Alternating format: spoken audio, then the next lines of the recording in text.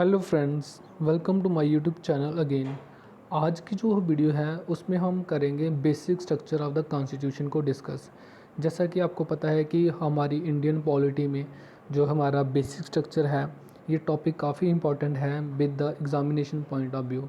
आज हम इसको इन डिटेल समझेंगे कि जो basic structure of the constitution है इसका क्या कंसेप्ट है हमारे कॉन्स्टिट्यूशंस में। ठीक है, तो सबसे पहले मैं आपको बता दूं कि जो हमारा पार्लियामेंट है यानी कि इंडियन पार्लियामेंट, वो अंडर आर्टिकल 368 कहता है कि हम कॉन्स्टिट्यूशन के किसी भी पार्ट को अमेंड कर सकते हैं बिना अफेक्ट किए हुए कॉन्स्टिट्यूशन के बेसिक स्ट्रक्चर को। ठीक है, तो आप जान लीजिए कि हमारा जो कॉन्स्टिट्यूशन है आर्टिकल 368 कहता है कि हम कॉन्स्टिट्यूशन के किसी भी पार्ट को अमेंड कर सकते हैं इंक्लूडिंग फंडामेंटल राइट, लेकिन उसमें ये कंडीशन है कि जो बेसिक स्ट्रक्चर है कॉन्स्टिट्यूशन का वो अफेक्ट नहीं होना चाहिए।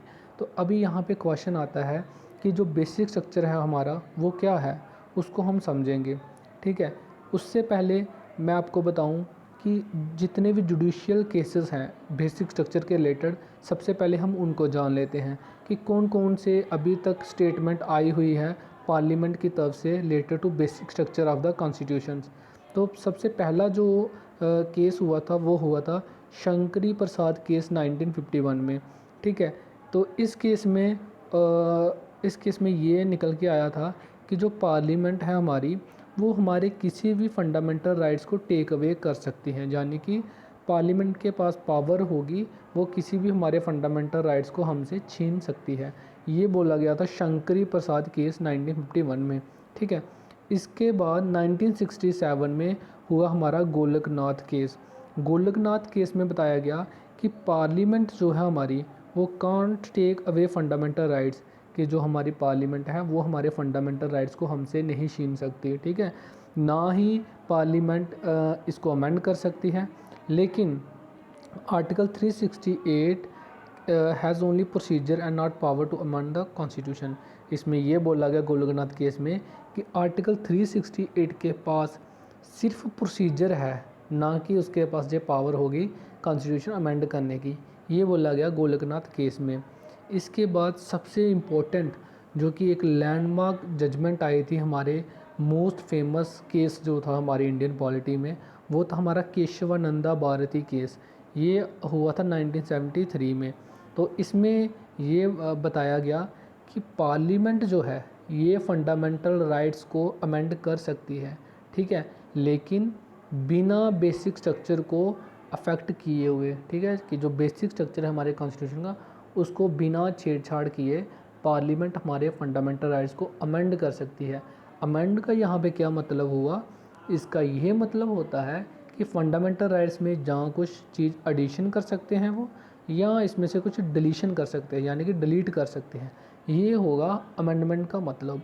तो अभी हम समझेंगे कि बेसिक स्ट्रक्चर जो है उसमें क्या क्या आता है। देखो, बेसिक स्ट्रक्चर में जो है सबसे पहले जो आएगा मतलब वो आएगा कि सुप्रीमेसी ऑफ द कॉन्स्टिट्यूशन। हमारे कॉन्स्टिट्यूशन में ये बताया हुआ है कि हमारे जो कंट्री में सबसे सुप्रीम किसको माना गया, वो माना गया है हमारे कॉन्स्टिट्यूशंस को, जिसके अकॉर्डिंग हमारी कंट्री रन करती है। ठीक है, जुडिशरी, एग्जीक्यूटिव, लेजिस्लेचर सभी ऑर्गन्स जो है हमारे गवर्नमेंट के वो रन करते हैं। तो वो क्या होगा, सबसे सुप्रीम हमारा कॉन्स्टिट्यूशन। ठीक है, दूसरा आता है sovereign, Republican and democratic nature of Indian polity. ये भी क्या आएगा हमारे बेसिक स्ट्रक्चर में। सॉवरन रिपब्लिकन मतलब जो हमारा हेड ऑफ द स्टेट होगा वो इलेक्टेड होगा। ठीक है, डेमोक्रेटिक नेचर मतलब जो हमारी इंडियन पॉलिटी होगी यहाँ पे वो क्या होगा, वो किस तरह से होगी, डेमोक्रेटिक होगी, यानी कि लोगों के द्वारा वो चुनी गई होगी वो सरकार। ठीक है, वो होगी डेमोक्रेटिक, जिसमें पीपल्स पार्टिसिपेशन होगी। इसके बाद आएगा हमारा the secular character of the constitution. ये आता है हमारा बेसिक स्ट्रक्चर ऑफ कॉन्स्टिट्यूशन में। इसका मतलब क्या हुआ कि जो हमारा कॉन्स्टिट्यूशन है इसका कौन सा करेक्टर होगा, सेकुलर, मतलब कॉन्स्टिट्यूशन का पर्टिकुलर कोई भी रिलीजन नहीं होगा। ये आएगा हमारा सेकुलर करेक्टर में। और इसमें आता है सेपरेशन ऑफ पावर, कि जो हमारी लेजिस्लेचर, एग्जेक्टिव और जुडिशरी है इनके बीच में पावर जो होंगी वो सेपरेट होगी, सबकी अपनी अपनी पावर होंगी। कोई एक ऑर्गन दूसरे ऑर्गन में इंटरफेयर नहीं करेगा। जैसे लेजिस्लेचर हमारा पार्लियामेंट हो गया, उनका काम हो गया कि वो लॉ मेकिंग बनाएंगे, ठीक है। एग्जेक्टिव का काम क्या होगा, जो लॉ इनके द्वारा बनाए गए होंगे लेजिस्लेचर के द्वारा वो इम्प्लीमेंट करेंगे। जुडिशरी का काम क्या रहेगा कि वो जो लॉ बनाए गए होंगे इनके द्वारा उनको जो चेक करेगी कि क्या वो लॉ कहीं हमारे फंडामेंटल राइट्स, कहीं हमारे जो बेसिक प्रिंसिपल्स हैं कॉन्स्टिट्यूशन के उनको इफेक्ट तो नहीं करता, ये चेक करेगी हमारी जुडिशरी, ठीक है। Federal character of the constitutions, हमारे कॉन्स्टिट्यूशन का कौन सा करेक्टर होगा, फेडरल। फेडरल यानी कि division between the power of centre and state, जो हमारा सेंटर और स्टेट होगा उसके बीच में डिवीज़न ऑफ पावर होंगी।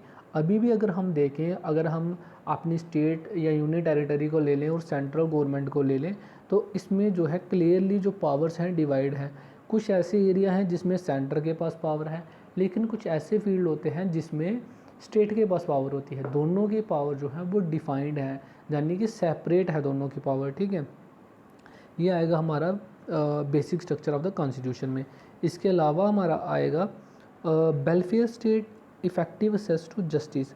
हमारी जो स्टेट होगी वो वेलफेयर होगी। Welfare mean state will work for the welfare of the people, ठीक है। जो स्टेट के जो सिटीजन्स होंगे, कंट्री के सिटीजन्स होंगे, उनके वेलफेयर, उनकी भलाई के लिए स्टेट काम करेगी। ये हो गया इसका वेलफेयर स्टेट का मतलब, ठीक है। इसमें और आएगा इफेक्टिव असेस टू जस्टिस, जो जस्टिस न्याय का जो असेस होगा वो इफेक्टिव होगा हर एक के लिए। Unity and integrity of India, ये भी आप समझ चुके होंगे। Rule of law, free and fair election, जानने कि कंट्री में किसका रूल होगा, किसी सिंगल पर्सन का नहीं होगा, सिंगल अथॉरिटी का नहीं होगा, बल्कि रूल होगा लॉ का, यानी कि कानून का रूल होगा कंट्री में। और इलेक्शन जो होंगे वो फ्री एंड फेयर तरीके से होंगे। ये आएगा हमारा बेसिक स्ट्रक्चर में। और प्रिंसिपल ऑफ इक्वालिटी होगा, यानी कि इक्वालिटी होगी। Principle underlying fundamental rights and harmony and balance between fundamental rights and DPSP, ये जो होगा फंडामेंटल राइट्स हमारे जो directive principles of state policy हैं इनके बीच में बैलेंस बना रहेगा, ठीक है। ये आएगा हमारा basic structure of the constitutions में। पार्लियामेंट्री सिस्टम होगा, यानी कि वहाँ पे इलेक्शन होंगे, हाउस होंगे, वहाँ पे पीपल के द्वारा रिप्रेजेंटेटिव को चुन के वहाँ भेजा जाएगा, वो फिर लॉ बनाएंगे सिटीजन्स के लिए। ये हो गया हमारा पार्लियामेंट्री सिस्टम। पावर हो, पार्लियामेंट के पास पावर रहेगी वो कॉन्स्टिट्यूशन को अमेंड करने की, जाने की टाइम टू टाइम अगर कॉन्स्टिट्यूशन में कुछ चीज़ एडिशन करनी है with the requirement of time, वो पावर किसके पास रहेगी, हमारे पार्लियामेंट के पास, ठीक है। तो लास्ट में जो हमारा बेसिक स्ट्रक्चर में आएगा वो आएगा हमारी जुडिशरी। जुडिशरी क्या होगी, इंडिपेंडेंस होगी, यानी कि इंडिपेंडेंट होगी हमारी जुडिशरी।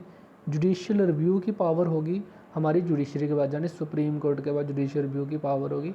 यानी कि अगर मान लो हमारे लेजिस्लेचर, ये हमारा लेजिस्लेचर है, ये कोई क्या बनाता है, एक लॉ बना देते हैं, ठीक है। इस लॉ को मान लो ये किसी तरीके से हमारे फंडामेंटल राइट्स को इफ़ेक्ट करता हो, या हमारे बेसिक स्ट्रक्चर को इफ़ेक्ट करता हो, इसको कौन देखेगा, इसको भी तो कोई पर्सन होगा ना, कोई अथॉरिटी होगी जो इसको चेक एंड बैलेंस रखेगी लेजिस्लेचर के ऊपर, वो होगी हमारी जुडिशरी। जुडिशरी के पास पावर होगी किसकी, जुडिशियल रिव्यू की। तो जुडिशियल रिव्यू के अंडर जुडिशरी क्या करेगी, ये जो लॉ पर्टिकुलर कानून होगा, एक्ट होगा, इसको ये रिव्यू करेगी, देखेगी कि क्या ये हमारे कहीं फंडामेंटल राइट को इफेक्ट तो नहीं कर रहा, ये कहीं हमारा जो बेसिक स्ट्रक्चर है कॉन्स्टिट्यूशन का उसको इफेक्ट तो नहीं कर रहा। अगर ये पाया जाता है कि ये पर्टिकुलर लॉ हमारे फंडामेंटल राइट्स या हमारे basic structure of the constitution को इफेक्ट कर रहा है, तो ये जुडिशरी क्या करेगी, जुडिशियल रिव्यू के अंडर उस एक्ट या उस लॉ को क्या कर देगी, नल एंड वाइड, यानी कि ख़त्म कर देगी। ये जुडिशरी के पास पावर रहेगी। पावर जी किस किसके पास होगी, सुप्रीम कोर्ट के पास और हाई कोर्ट के पास। सुप्रीम कोर्ट के पास जो पावर होती है वो अंडर आर्टिकल 32 होती है। हाई कोर्ट के पास जो पावर होती है वो अंडर आर्टिकल 226 होती है, जिसके अंडर जुडिशरी अपना वर्क करती है। आई होप कि आपको जो बेसिक स्ट्रक्चर है कॉन्स्टिट्यूशन का वो समझ आ चुका होगा। अगर इन केस आपको कोई डाउट है इसमें तो आप मुझे कमेंट सेक्शन कर सकते हैं, वहाँ में मैं आपका जो डाउट है वो क्लियर करने की कोशिश करूँगा। तो फ्रेंड्स, अगर आप इसी तरह से इन्फॉर्मेटिव लेक्चर चाहते हैं तो आप मेरे चैनल को सब्सक्राइब कर सकते हैं। यहाँ पे आपको daily topic wise topic syllabus cover किया जाएगा, आपके हर एक सेक्शन का जीएस के रिलेटेड। थैंक्स फॉर वॉचिंग, मिलते हैं अगली वीडियो में। Till then take care, bye bye.